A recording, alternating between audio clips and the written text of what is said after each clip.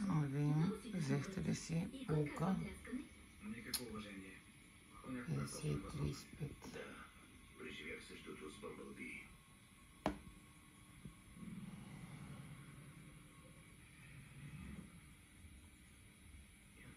Видяхме преди малко Санчак как минаха атаките. Един тук какъв лак са направили. Това е също време, наистина много разлика в атаките от двата съюза. Обаче ето, при тия мина една атака, бързичка и след това отново. Просто малко по малко не се насират чак по минути да се бави, по 30 на секунди. Не си вземахте пулка, не се спряхте. Какво става, Империя онлайн? Ама не само медала да им вземете, ами и замъците да ни върнете.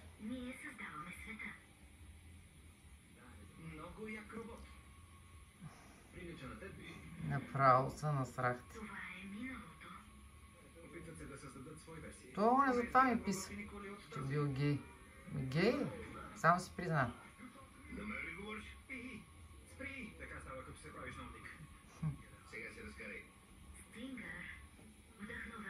Браво.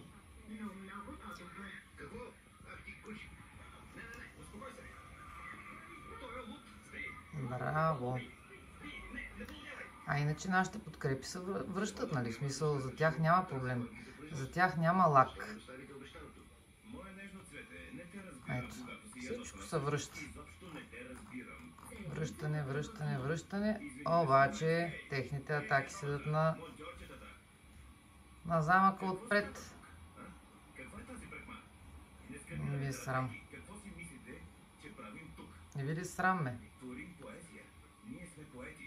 Значи, Империя, ако не вземете мерки за това, къде е там централата, под коя шапка сте, не знам, ама и те ще разберат. Всички ще знаят какво се случва.